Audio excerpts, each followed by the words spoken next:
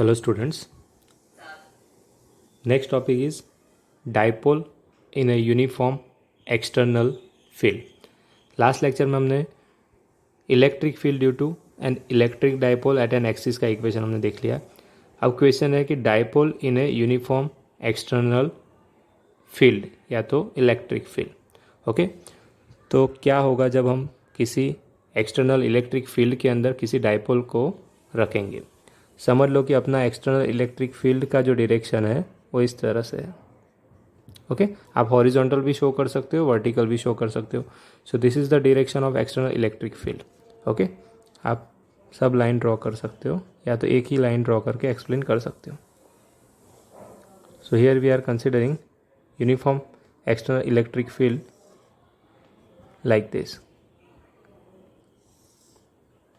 Okay, आप एक ही लाइन शो भी कर सकते हो बताने के लिए। अब इसके अंदर हम क्या करेंगे, तो एक डाइपोल को थीटा एंगल पे कंसिडर कर लेंगे। ओके, समझ लो कि अपना एक डाइपोल है। डाइपोल के अंदर दो चार्ज होंगे, एक नेगेटिव चार्ज होगा, एक पॉजिटिव चार्ज है, separated from each other at a distance of some finite distance 2a। मतलब आप यहाँ पे इस तरह से लिख सकते हो 2a is the finite distance. This is the midpoint of the dipole. Okay, so dipole making angle theta with the electric field E. As we know that एक चीज़ हमें पता है कि जब डाइपोल का जो टोटल डिस्टेंस होगा वो फाइनाइट डिस्टेंस होगा which is 2a, A minus Q और ए प्लस क्यू चार्ज है। इलेक्ट्रिक फील्ड इज रेडियली इस तरह से आपको दिखाई गई है आउटवर्ड में। आप ऐसे भी दिखा सकते हो और डाइपोल को थीटा एंगल पे प्लेस कर सकते हो। तो यहाँ पे मैंने डाइपोल को इस तरह से रख दिया है थीटा एंगल पे with a electric field E. Okay, अब इसके अंदर एक्चुअली होगा क्या, so when we place a dipole making theta angle with electric field, here due to electric field two force will acts. Okay, first force जो लगेगा वो minus Q charge है, तो यहाँ पे जो फोर्स लगेगा वो डाउनवर्ड में होगा और वो फोर्स कितना होगा, तो F is equals to minus Q E, charge into electric field, तो एक क्यू ई जितना होगा। ओके, सेम वे यहाँ पे एक फोर्स लगेगा F2, तो F2 इज इक्वल्स टू क्या होगा, प्लस क्यू ई जितना होगा। ओके, यहाँ पे F1 अगर मैग्नीट्यूड ऑफ फॉर्म कंसिडर कर रहे हैं तो हम क्यू वेक्टर की साइन की जगह पे मैग्नीट्यूड फॉर्म ले लेंगे। तो यहाँ पे आप देख सकते हो कि वैन इसके अंदर आपको थियरी में किस तरह से लिखना है, so as shown in figure consider electric field, uniform electric field. In uniform electric field, consider one dipole making angle theta with a electric field E. इतना थियरी पार्ट लिख दिया। फिर आपको क्या लिखना है, when dipole is placed making angle theta with electric field E, two equal and opposite forces, क्योंकि electric field uniform है और चार्जेस भी डाइपोल में यूनिफॉर्म ही होते हैं बट ऑपोजिट पोलैरिटी के। तो यहाँ पे दो फोर्स लगेंगे, एक F1 जो होगा वो डाउनवर्ड में आएगा minus Q E, and F2 जो होगा वो अपवर्ड में होगा which is plus Q E. तो यहाँ पे डाइपोल की जो कंडीशन है इस तरह से, एक नीचे की ओर खींच रहा है, दूसरा ऊपर की ओर खींच रहा है, तो रिजल्टेंट फोर्स क्या होगा। अब दोनों फोर्स सेम है बट डिफरेंट मैग्नीट्यूड, सेम है डायरेक्शन डिफरेंट है। तो यहाँ पे आप लिख सकते हो the resultant force acting, the resultant force acting on the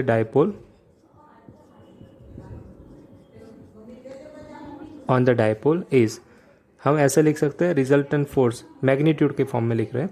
so the resultant magnitude of force acting on the dipole is F is equals to, resultant में एक्चुअली हम क्या करते हैं, एडिशन ही करते हैं, F is equals to F1 plus F2। Okay, so resultant force क्या होगा, F इज इक्वल्स टू ये हो जाएगा क्यू ई, F1 है माइनस क्यू ई और ए प्लस है F2 is equals two plus Q E. Okay, तो टोटल फोर्स क्या हो जाएगा, मैग्नीट्यूड सेम है, इलेक्ट्रिक फील्ड यूनिफॉर्म है, तो resultant force is zero. But this force is not linear force, मतलब एक ही पॉइंट पे फोर्स नहीं लग रहा है। ओके, एक ही पॉइंट पे फोर्स नहीं लग रहा है, दोनों फोर्स जो लग रहे हैं वो सेपरेट पॉइंट पे है। तो यहाँ पे क्या होगा, कंडीशन इस तरह से होगी, ए इसको ऊपर की ओर खींचेगा, इसको नीचे की ओर, इस तरह से डाइपोल कंटिन्यूसली रोटेट होती रहेगी। तो इस रोटेशन की वजह से यहाँ पे टॉर्क प्रोड्यूस होगा। तो यहाँ पे रिजल्टेंट फोर्स जीरो होगा बट टॉर्क प्रोड्यूस होगा।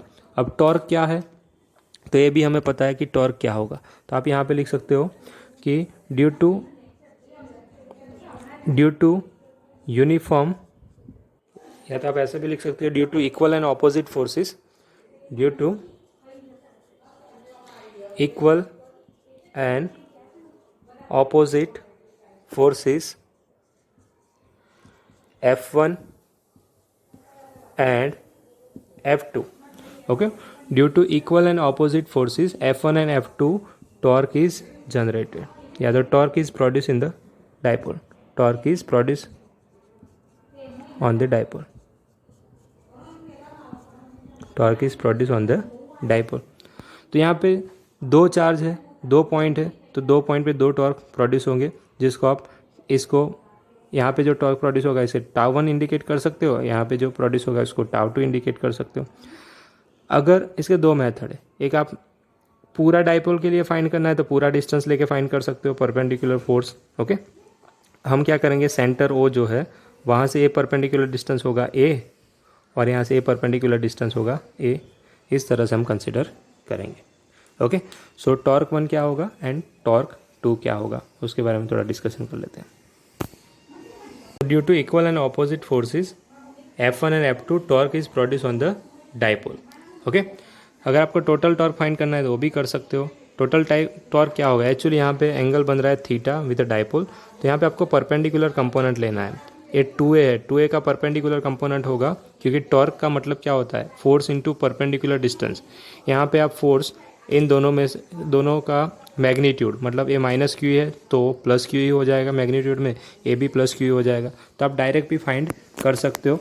सो due to equal and opposite forces F1 and F2, torque is produce on the dipole. आप ऐसे लिख सकते हो, torque tau is equals to force into perpendicular distance कितना है, तो 2a, आपको परपेंडिकुलर कंपोनेंट लेना है 2a का साइन थीटा।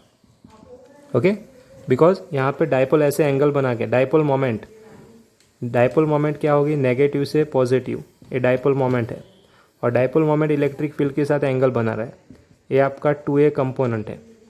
ओके, तो 2a का जो 2a है वो थीटा एंगल बना रहा है, मतलब डाइपोल थीटा एंगल पे है इलेक्ट्रिक फील्ड के साथ, तो इसका परपेंडिकुलर कंपोनेंट कौन सा होगा, एक पैरेलल होगा और एक परपेंडिकुलर कंपोनेंट होगा। फोर्स यहाँ पे लग रहा है, तो ये आपका जो यहाँ पे एंगल बनेगा, ओके, वो 2a साइन थीटा होगा। तो आपको डायरेक्टली इंडिकेट कर देना है 2a sine theta. In short perpendicular component आपको लेना है। तो यहाँ पे torque is equals to force into perpendicular distance. Perpendicular distance पूरे डाइपोल का क्या होगा, 2a is the distance, but उसका परपेंडिकुलर कंपोनेंट होगा साइन थीटा, तो 2a sine theta. So torque is equals to, अब यहाँ पे फोर्स क्या है, फोर्स है मैग्नीट्यूड है, magnitude of F1 and F2, दोनों का मैग्नीट्यूड क्या होगा, QE होगा, तो इसको हम ऐसे लिख सकते हैं QE into 2a sine theta.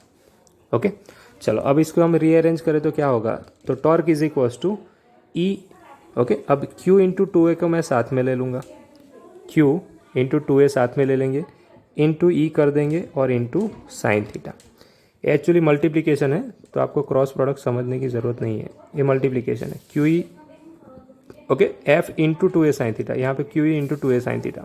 Okay, तो यहाँ पे क्या आएगा, Q एंड 2a को साथ में ले लेंगे, into E into sine theta. अब ये जो Q इंटू 2a है, इसको बोलते हैं dipole moment. Q into 2a is known as a dipole moment. तो यहाँ पे इसको मैं कंसिडर कर दूंगा P, और A है E into sine theta. So torque का फॉर्मूला क्या होगा, so when any dipole is place in a uniform external electric field E, torque produce is equals to PE sine theta. A magnitude of the torque होगा। अगर vector form लेना है आपको, तो torque का वेक्टर फॉर्म क्या हो जाएगा, P cross E। So when an uniform electric field के अंदर किसी भी डाइपोल को हम प्लेस करेंगे, तो उसका टॉर्क का फॉर्मूला क्या हो जाएगा, vector P cross vector E, और मैग्नीट्यूड फॉर्म क्या हो जाएगा, PE साइन थीटा। तो एक चीज़ आपको यहाँ पे समझ में आ जाएगी कि जो एक्सटर्नल, मतलब कि जो टॉर्क प्रोड्यूस हो रहा है वो किस पे डिपेंड करेगा, तो जो टॉर्क प्रोड्यूस हो रहा है थीटा पे डिपेंड करेगा, डाइपोल मोमेंट पे डिपेंड करेगा, एंड इलेक्ट्रिक फील्ड पे डिपेंड करेगा। तो ये जो है torque is equals to PE sine theta, उसमें थीटा इंपॉर्टेंट टर्म है। अभी हमने थीटा इस तरह से लिया हुआ है, अगर मैं डाइपोल को इस तरह से अरेंज कर दूँ तो क्या होगा, डाइपोल मोमेंट यहाँ पे नेगेटिव हो जाएगा और यहाँ पे पॉजिटिव चार्ज, तो डाइपोल मोमेंट इसी डायरेक्शन में आ जाएगी। तो एक चीज़ आपको याद रखनी है, where theta is the angle between, theta किसके बीच का एंगल है, where theta is the angle between dipole moment P and electric field E। ये इंपॉर्टेंट चीज़ आपको याद रखनी है, theta is the angle between dipole moment P। अब डाइपोल मोमेंट यहाँ पे आप फिगर में शो कर सकते हो, डाइपोल मोमेंट जो है ऑलवेज नेगेटिव से पॉजिटिव में होगी। ओके, तो नेगेटिव अपना यहाँ पे है, पॉजिटिव यहाँ पे, तो डाइपोल मोमेंट हो जाएगा। तो आप इसको ऐसे शो कर सकते हो, so this is P। Okay, so dipole moment is from negative to positive. Theta is the angle between P and E। Okay, चलो अब हमें कुछ कंडीशन केसेस को हम थोड़ा डिफाइन करें कि अगर डाइपोल पैरेलल ऑर्गेनाइज होती है, परपेंडिकुलर ऑर्गेनाइज होती है, एंटी पैरेलल ऑर्गेनाइज होती है, तो कंडीशन क्या होगी। तो यहाँ पे सपोज लो कि फर्स्ट कंडीशन मैं ले रहा हूँ। फर्स्ट कंडीशन कैसे ले रहा हूँ मैं, ये जो डाइपोल अभी थीटा एंगल है इसको मैं ऐसे इंडिकेट कर दूँ, तो डाइपोल मोमेंट इस डायरेक्शन में आएगी नेगेटिव टू पॉजिटिव, और इलेक्ट्रिक फील्ड है इस डायरेक्शन में, तो एंगल बनेगा 90 का। ओके, तो मैं यहाँ पे कंसिडर कर लूँगा if dipole is perpendicular to the field, if dipole is perpendicular या तो normal to the field. Okay, जब डाइपोल इस तरह से ऑर्गेनाइज होगी, ओके, और इलेक्ट्रिक फील्ड इस तरह से है, तो एंगल बनेगा 90 का। So if dipole is perpendicular to the field, तो क्या होगा, P is perpendicular to E, और इस कंडीशन में आपका थीटा बनेगा 90 का, because theta is the angle between P and E। तो इस कंडीशन में आपको मैक्सिमम टॉर्क एक्सपीरियंस होगा। तो टॉर्क जो होगा मैक्सिमम होगा, बिकॉज PE साइन थीटा में आप थीटा की वैल्यू 90 पुट करोगे, तो आपको यहाँ पे टॉर्क की वैल्यू मिलेगी P into tau max is equals to PE। Sine 91 होगा तो tau max is equals to PE हो जाएगा। तो एक चीज़ आपको याद रखनी है, when the angle between P and E is 90 degree, torque will be maximum. Okay, एक इंपॉर्टेंट फॉर्मूला आपको याद रखना है, torque is equals to P cross E। यहाँ पे आएगा आंसर PE। ये फर्स्ट केस हो गया। अगर हम सेकंड केस की बात करें, अगर मैं डाइपोल को इलेक्ट्रिक फील्ड के डायरेक्शन में अरेंज कर दूं, मतलब पैरेलल, ओके, तो क्या होगा। तो सेकंड केस की हम डिस्कशन करें, तो सेकंड केस क्या होगा देखते हैं। ओके, तो यहाँ पे फिगर आप ड्रॉ कर सकते हो अगर आपको करना है, छोटा सा फिगर। अगर आपका डाइपोल इस तरह से अरेंज हो गया, ओके, चलो इस फिगर को मैं मिटा देता हूँ अभी। तो यहाँ पे आप कंडीशन शो कर सकते हो, case number 2, when dipole is parallel, when dipole is parallel to the field। okay, so when dipole is parallel to the field means what, electric field का डायरेक्शन ये है जो ऑलरेडी हमने शो किया हुआ है फिगर में। अगर हम यहाँ पे नेगेटिव चार्ज कंसीडर करें और यहाँ पे पॉजिटिव चार्ज कंसीडर करें, तो डाइपोल मोमेंट का डायरेक्शन क्या होगा, नेगेटिव से पॉजिटिव। ओके, ये अपना इलेक्ट्रिक फील्ड है, 2-3 लाइन आप शो कर सकते हो। डाइपोल हमने ऐसे रख दी, पहले ऐसे थी थीटा एंगल पे, अब इसको ऐसे अरेंज कर दिया, तो यहाँ पे नेगेटिव चार्ज आ जाएगा आपका Q माइनस Q, ओके, और यहाँ पे पॉजिटिव चार्ज होगा प्लस Q। अब डाइपोल मोमेंट का डायरेक्शन क्या है, dipole moment is moving from negative to positive. अब इलेक्ट्रिक फील्ड भी सेम डायरेक्शन में है, तो एंगल जो बनेगा आप यहाँ पे लिख सकते हो कि dipole moment which is parallel to the electric field, so theta will be 0। अगर थीटा 0 है तो टॉर्क क्या होगा, तो PE साइन 0 आ जाएगा, तो यहाँ पे आंसर आ जाएगा 0। अगर ऐसी कोई कंडीशन है तो उस कंडीशन में टॉर्क 0 आ जाएगा। ओके, मतलब पैरेलल है तो 0। तीसरी कंडीशन हम ले सकते हैं, एंटी पैरेलल होगा कोई, मतलब डाइपोल जो है उल्टा अरेंज हो जाएगा। मतलब यहाँ पे हम फिगर ड्रॉ करें, पहला स्टेटमेंट लिख दे कि when dipole is anti parallel, dipole को हम ये पूरा रोटेट करवा देंगे। सपोज डाइपोल ऐसे थी तो उसको पूरा रोटेट करवा दिया और ऐसे हो गई, ओके, तो यहाँ पे थी, फिर पूरा रोटेट करके इस तरह से अरेंज कर दी, तो नेगेटिव ऊपर चला जाएगा, पॉजिटिव नीचे आ जाएगा। तो कंडीशन क्या होगी, इलेक्ट्रिक फील्ड तो आउटवर्ड ही है। अब डाइपोल पूरी चेंज हो गई, ये नेगेटिव एंड पॉजिटिव यहाँ पे आ गया, क्योंकि आपने डाइपोल को पूरा रोटेट कर दिया। तो यहाँ पे माइनस Q, यहाँ पे प्लस Q, डाइपोल मोमेंट का अब डायरेक्शन ए आ जाएगा, ये डाइपोल मोमेंट का डायरेक्शन है। सो when dipole is anti parallel, ऐसा लिख सकता हूँ मैं, फिगर से मुझे पता चला कि ये anti parallel. So when dipole is anti parallel to the field, when dipole is anti parallel to the field, तो टॉर्क मतलब आप ऐसे लिख सकते हो P इज़ एंटी पैरेलल, यहाँ पे पैरेलल की जगह पे आप एंटी वर्ड लिख दो, तो P is anti parallel to E, तो थीटा बनेगा 180 का। अब थीटा 180 बनेगा या थीटा 0 बनेगा, दोनों केस में टॉर्क 0 ही होगा, बिकॉज साइन 80 भी 0 होता, साइन 180 भी 0 होता है और साइन 0 भी 0 होता है। तो यहाँ पे 3 केस हो गए। ओके, डाइपोल थीटा एंगल पे है तो फॉर्मूला आएगा torque is equals to P E sine theta. अगर डाइपोल पैरेलल में है तो टॉर्क क्या प्रोड्यूस होगी, तो अगर डाइपोल पैरेलल में है तो पी एंड ई का बीच का जो एंगल बनेगा वो 0 बनेगा, तो उस केस में जो टॉर्क है वो 0 होगा। सेकंड, अगर डाइपोल इस तरह से अरेंज होती है, मतलब पर ऑपोजिट डायरेक्शन में अरेंज होती है इलेक्ट्रिक फील्ड के, तो थीटा बनेगा 180 का। अब थीटा 180 का बनेगा तो क्या होगा, तो टॉर्क का जो फॉर्मूला होगा इज इक्वल्स टू क्या होगा, पी ई साइन 180। ओके, अब साइन 0 भी 0 है और साइन 180 भी 0 है, तो टॉर्क की वैल्यू क्या मिल जाएगी आपको, 0 मिलेगी। तो इन शॉर्ट 2 चीज़ें आपको याद रखनी है कि जब डाइपोल थीटा या 180 डिग्री पे है तो जो टॉर्क प्रोड्यूस होगा वो 0 होगा। ओके, एंड जब डाइपोल परपेंडिकुलर अरेंज होगी इलेक्ट्रिक फील्ड की तो वहाँ पे आपको मैक्सिमम टॉर्क मिलेगा। तो this is important topic, dipole in a uniform external electric field. Okay, तो क्या होगा, तो टॉर्क प्रोड्यूस होगा, टॉर्क का फॉर्मूला क्या है वो सारी हमने ऑलरेडी डिस्कशन कर दिया हुआ है, तो ये आपको याद रखना है। फिर इसके जो केसेस है, 3 cases, perpendicular, parallel, anti parallel, ये 3 चीज़ें भी आपको याद रखनी है। ओके, और इसके रिगार्डिंग एमसीक्यू आपको आ सकते हैं कि या फिगर ड्रॉ करके आपको दे दे या तो सेंटेंस फॉर्म में कि when dipole is making angle 180 degree with the electric field what will be the torque, तो टॉर्क आएगा 0।